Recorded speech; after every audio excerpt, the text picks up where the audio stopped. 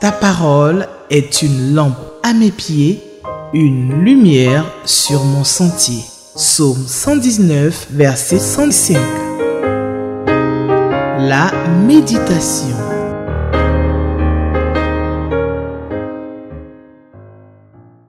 Nous sommes aujourd'hui jeudi 9 novembre 2023 et vous êtes sur Espérance TV. Bienvenue à la méditation. La Ligue pour la lecture de la Bible nous propose Jude 1, du verset 1 au verset 16, comme passage de méditation. Prions le Seigneur, s'il vous plaît. Seigneur, je te bénis, je te rends toute la gloire. Tu es grand, tu es puissant, tu es digne de louange. Et ce matin, tu nous donnes, ce jour, tu nous donnes de méditer Jude 1, du verset 1 au verset 16. Que ton nom soit béni. Au nom de Jésus-Christ. Amen. Alors, je lis la parole de Dieu dans la version Louis II. Jude 1, verset 1 jusqu'au verset 16. J'espère que vous avez votre Bible. Vous avez également votre lecteur, le manuel de la Ligue pour la lecture de la Bible. Et puis, pourquoi pas, un bloc-notes, un stylo pour noter tout et ne rien rater de cette nourriture spirituelle de ce 9 novembre 2023. Jude 1. Jude, serviteur de Jésus-Christ et frère de Jacques, à ceux qui ont été appelés, qui sont aimés en Dieu le Père et gardés pour Jésus-Christ. Verset 2. Que la miséricorde, la paix et l'amour vous soient multipliés. Bien-aimés, je suis au verset 3. Alors que je désirais vivement vous écrire au sujet de notre salut commun, je me suis senti obligé de vous envoyer cette lettre pour vous exhorter à combattre pour la foi qui a été transmise aux saints une fois pour toutes. Verset 4. Car il s'est glissé parmi vous certains hommes dont la condamnation est écrite depuis longtemps, des impies, qui change la grâce de notre Dieu en dérèglement et qui renie notre seul Maître et Seigneur Jésus-Christ. Verset 5. Je vais vous rappeler, à vous qui savez fort bien toutes ces choses, que le Seigneur, après avoir sauvé le peuple et l'avoir tiré du pays d'Égypte, fit ensuite périr les incrédules. Verset 6. Qu'il a réservé pour le jugement du grand jour, enchaînés éternellement par les ténèbres, les anges qui n'ont pas gardé leur dignité, mais qui ont abandonné leur propre demeure. Que Sodome et Gomorrhe et les villes voisines qui se livraient comme eux à la débauche et à des vices contre nature sont donnés en exemple, subsistant la peine d'un feu éternel. Donc, malgré cela, verset 8, ces hommes aussi, entraînés par leur rêverie, souillent pareillement leur chair, méprisent l'autorité et injurent les gloires. Verset 9. Or, l'archange Michel, lorsqu'il contestait avec le diable et lui disputait le corps de Moïse, n'osa pas porter contre lui un jugement injurieux. Mais il dit, que le Seigneur te réprime. Eux, au contraire, ils parlent d'une manière injurieuse de ce qu'ils ignorent. Et ils se corrompent dans ce qu'ils savent naturellement comme les brutes. Malheur à eux, verset 11, car ils ont suivi la voie de Caïn. Ils se sont jetés pour un salaire dans l'égarement de Balaam. Ils se sont perdus par la révolte de Corée. Verset 12. Ce sont des écueils dans vos agapés, faisant impudemment bonne chère, se refaisant eux-mêmes. Ce sont des nuées sans eau, poussées par les vents, des arbres d'automne sans fruits, 2 fois morts, déracinés. Verset 13. Des vagues furieuses de la mer, rejetant l'écume de leur impureté, des astres errants, auquel l'obscurité des ténèbres est réservée pour l'éternité. Verset 14.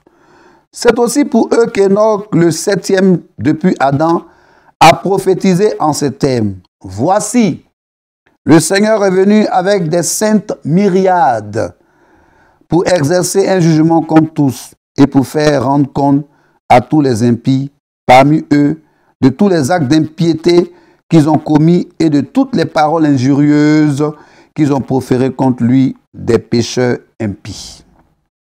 Verset 16, enfin le dernier verset.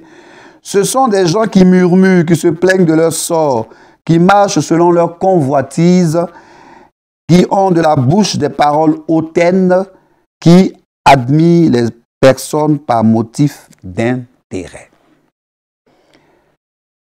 Parole du Seigneur. Alors, j'ai lu donc Jude 1, les versets 1 à 16.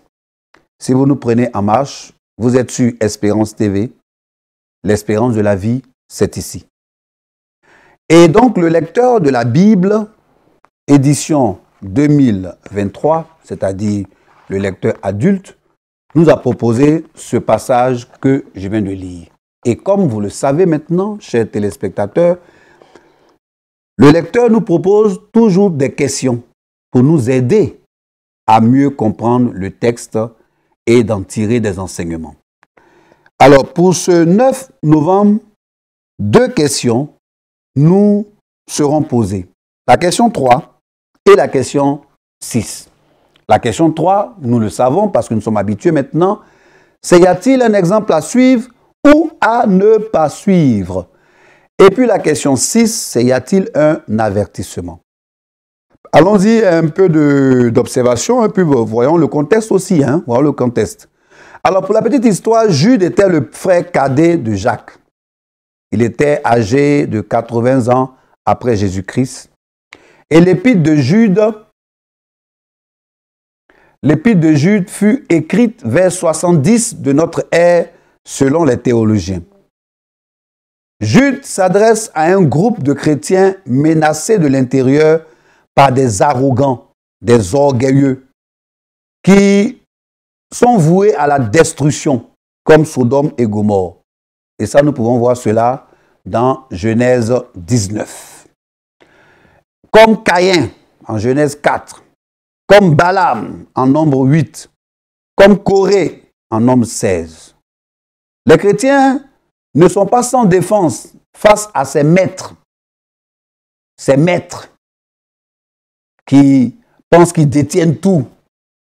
Selon Jude, les chrétiens ne sont pas sans défense.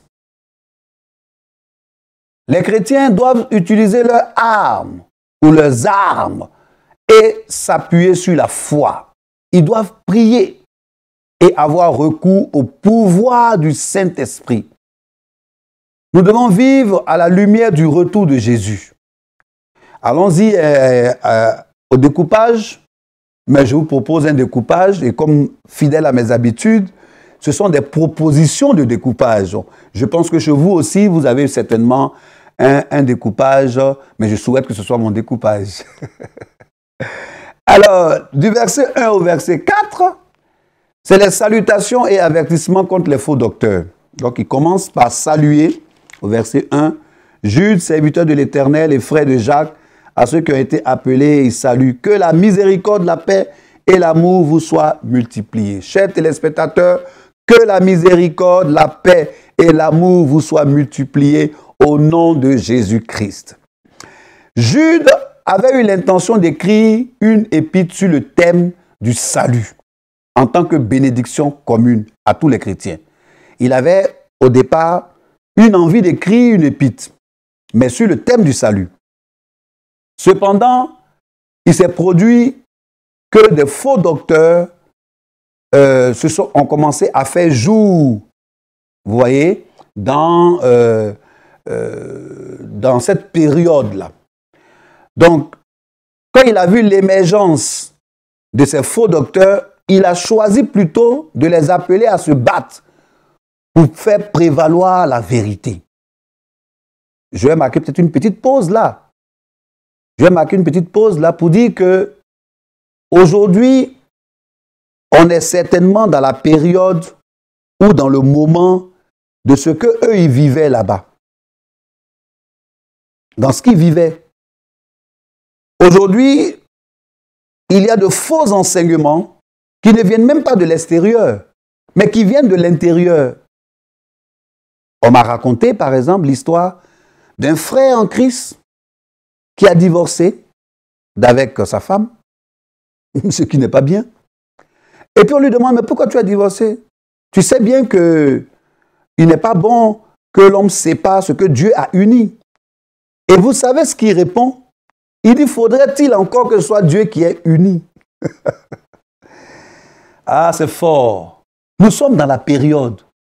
Cette période de faux enseignements, de faux docteurs. Il nous appartient de lutter pour la vérité. De lutter pour la vérité. Jude révèle encore qu'il faut se garder d'ajouter ou de retrancher quelques paroles aux Saintes Écritures.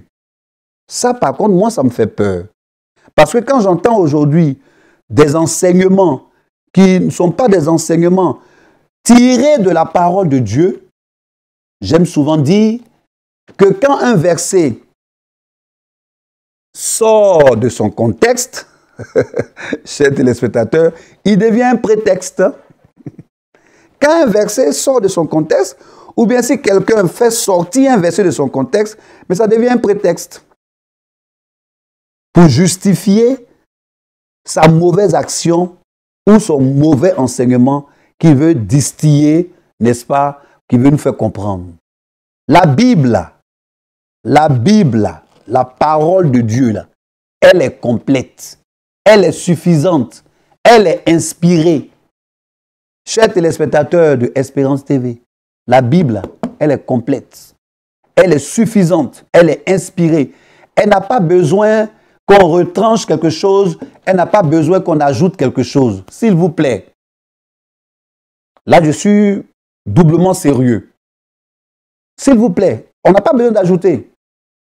Si vous avez un enseignement qui n'est pas de la parole de Dieu, vous voyez quelqu'un qui détourne, qui prend un verset qui sort de son contexte pour en faire un prétexte, faites comme ce que Jude a dit.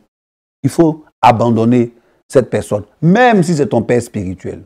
Et je le dis. Et puis je l'assume. Même si c'est ton père spirituel. Parce que quelquefois, on sort des versets de leur contexte pour en faire donc des prétextes. La Bible est complète, elle est suffisante, elle est inspirée. Alors, dans notre découpage, à partir du verset 5 jusqu'au verset 10, c'est le sort qui est réservé aux faux docteurs. Jude nous appelle ou nous rappelle que Dieu avait miraculeusement délivré la nation d'Israël. On peut voir ça en Exode 15, verset 51. Mais ce peuple a remercié Dieu par l'idolâtrie, l'incrédulité, le doute. Ici en Côte d'Ivoire, quelquefois on dit « Aïe, le Seigneur t'a délivré d'une situation. Et aujourd'hui, tu le remercies par une idolâtrie. » Ça m'amène à vous poser ou à vous présenter un témoignage qu'on m'a rendu. Une dame qui cherchait, un couple qui cherchait un enfant. Il priait, monsieur et madame, ça priait. Et puis Dieu qui entend les prières, eh bien il a exaucé la prière. Et puis, cet enfant, bénédiction de Dieu, est devenu celui qu'on idolâtrie. On a oublié celui qui a exaucé la prière et maintenant, c'est celui qui est l'exaucement là. C'est lui qu'on vénère, qu'on prie. Quand l'enfant est malade, on ne va pas à l'église. Si l'enfant est un bobo, on ne t'a pas vu à l'église, non, l'enfant était malade. Mais celui qui a donné l'enfant, il ne peut pas guérir l'enfant. Celui qui a donné, il ne peut pas guérir. Le peuple a péri dans le désert au cours de 38 années d'errance. Le peuple juif. On peut voir ça au verset 6, verset 7. Jude parle des anges déchus, du jugement des grands jours, de Sodome et Gomorrhe, de l'immoralité, de l'homosexualité, des pratiques sexuelles contre nature, des vices, de la grande débauche. Nous sommes dans un siècle qui est le 21e siècle. Je peux me tromper, mais c'est un siècle de grande débauche. Dans le cadre de ma formation, donc dans le cadre de mon travail, j'ai eu l'occasion d'effectuer récemment, même très récemment, pendant l'été, un voyage à l'extérieur. Alors, non loin donc de la gare de Montparnasse, c'est à Paris, voilà il me donne de constater, de voir, mais j'ai été choqué. Ce dont je vous parle, c'était à midi, c'est-à-dire midi, heure de France. Non loin, vraiment pas caché, des gens qui se livrent à la sexualité. Naturellement, en tant que, j'allais dire africain, choqué par ces mœurs, ou même en tant que chrétien, mais j'ai été choqué. J'avais envie d'aller donner de la voix. Et c'est mon ami, celui avec qui j'étais, qui m'a dit,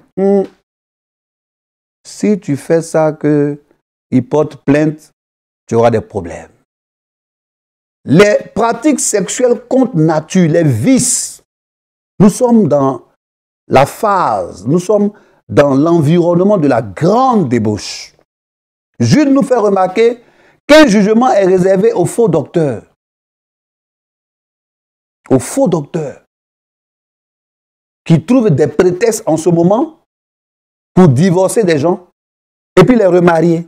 Et puis ils trouvent des versets pour, je ne sais pas dans quelle Bible, en tout cas ils trouvent le verset là, mais ils trouvent des versets pour les remarier. Faisons attention. Faisons très attention. Le Seigneur nous a donné sa parole. Et cette parole, on ne doit rien ajouter et on ne doit rien retrancher. Je pense que ça a été suffisamment clair. Du verset 11 au verset 16, mon deuxième découpage, troisième maintenant, la sombre désolation. Il commence au verset 11 par dit, donc verset 11, voilà, verset 11, qu'est-ce qu'il dit? Malheur à eux. Malheur à eux. Et quand la Bible dit malheur à eux, c'est qu'on est dans le dur, on est dans le grave. On est dans quelque chose de très, très, très sérieux. En réclamant le châtiment spirituel le plus grave à l'encontre des faux docteurs et des apostats, ils ont imité Caïn, Balaam, la révolte de Corée. Au verset 12, nous lisons que ce sont des écueils dans vos agapés. Voyons les écueils comme des points qui font des taches, comme des taches. Ces apostats ou ces faux docteurs ressemblaient à des taches, des souillures sur le vêtement de l'Église. Ces agapés étaient des rassemblements de l'Église primitive. On en voit aujourd'hui encore des grands moments de réjouissance, l'Église primitive, où ils prenaient la Sainte Seine et un repas. Ces apostats ou ces faux docteurs ressemblaient à des nuages vides. Leurs enseignements portaient aucun fruit, c'était des enseignements stériles. Il n'y a rien dedans. Pour parler comme en Côte d'Ivoire, on dit c'était floco, c'est vide. On dira peut-être que c'est comme des sacs vides qui ne peuvent pas s'arrêter parce qu'il n'y a pas de subsistance dedans. Alors, si on a un verset à retenir, chacun pourra retenir donc le verset qui lui a parlé pour cette méditation. Mais quant à moi, je pense que nous allons nous arrêter ici. Merci d'être resté sur Espérance TV. Comme je le dis toujours, l'espérance de la vie, c'est sur Espérance TV. C'était la méditation avec la Ligue pour la lecture de la Bible. Cette émission, cette méditation a été réalisée par notre frère, M. Zogbe. Au son et donc à la lumière, nous avions notre frère Mao et notre frère Cobon, quand le maquillage a été l'affaire de Madame Gras. Paix dans vos maisons, shalom. Ta parole est une lampe à mes pieds, une lumière sur mon sentier. Psaume 119, verset 105. La méditation.